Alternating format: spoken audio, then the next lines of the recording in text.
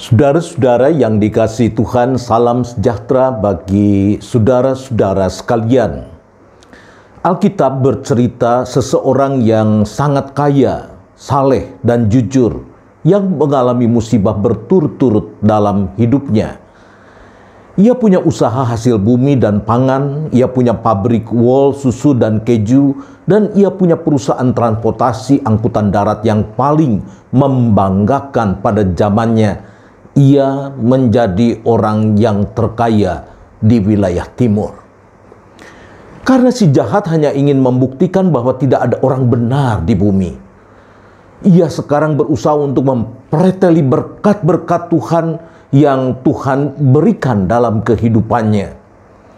Alat-alat produksi hasil bumi dan pertanian bersama dengan alat angkut hasil produksi pangan dan hasil bumi dalam bentuk 500 pasang lembu, 500 keledai betina bersama dengan para pekerja yang setia habis lenyap karena para perampok datang menyerang dengan kekuatan yang penuh.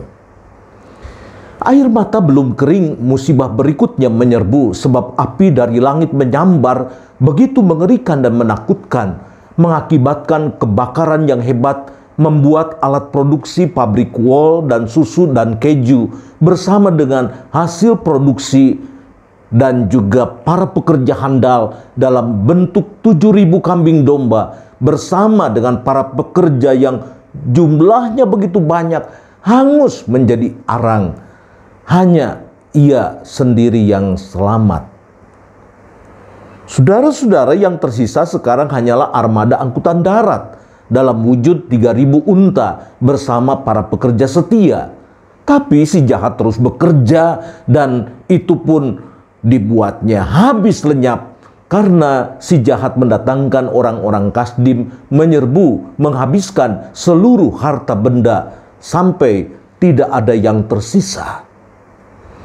Tidak puas mendatangkan kesusahan seperti ini, si jahat mendatangkan angin ribut, membuat rumah di mana 10 anak yang sedang berpesta lalu kemudian roboh dan mereka semua mati dalam sekejap. Saudara-saudara, kalau kita ditempatkan di tempat seperti ini, kira-kira bagaimana sikap kita? Tidak sedikit orang marah kepada Tuhan, tidak sedikit mereka berteriak dan berkata, "Di mana Engkau Tuhan ketika penderitaan itu datang? Tidakkah Engkau melihat bahwa aku akan berhadapan dengan bahaya dan Engkau berkuasa untuk menghindarkannya?" Tapi orang ini tidak marah. Alkitab mengatakan ia sujud dan menyembah Tuhan serta berkata, "Dengan telanjang aku keluar dari kandungan ibuku, dan telanjang pula aku akan kembali ke dalamnya. Tuhan yang memberi, Tuhan yang mengambil, terpujilah nama Tuhan." Ayub 1 ayat 21. Penasaran, si jahat sekarang mendatangkan penyakit yang tidak ada obatnya dan membuat istrinya mengejek dan menyumpahinya, sehingga seorang istri berkata demikian, "Masih bertekunkah engkau dalam kesalehanmu? Kutuki Allahmu dan matilah engkau." Saudara-saudara, disakiti orang lain mudah kita menghadapinya, tetapi disakiti oleh orang yang begitu dekat, belahan jiwa kita, ini yang luar biasa menyakitkan dan menyesakan.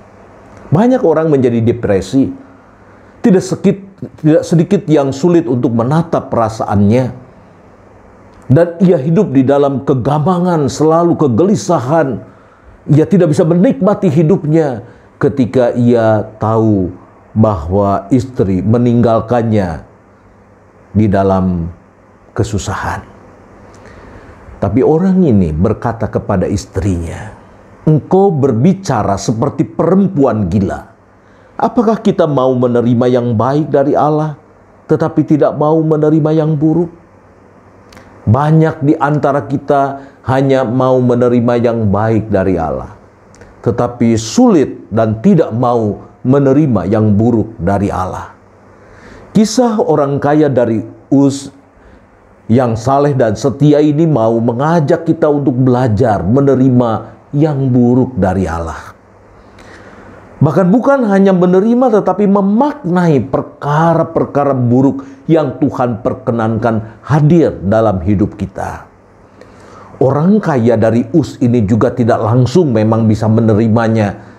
Tetapi pergumulan yang panjang, diskusi-diskusi yang ia kembangkan, lalu kemudian bergumul bersama-sama dengan Tuhan, membuat ia tiba pada sebuah pemahaman yang baru tentang apa artinya penderitaan. Bahwa melalui penderitaan seseorang bisa mengenal Tuhan lebih dekat, mengenal Tuhan secara pribadi, dan kedekatan dengan Tuhan ini yang memampukan orang kaya dari Uz ini menghadapi perkara yang sulit dalam kehidupannya. Tuhan Yesus memberkati kita. Amin.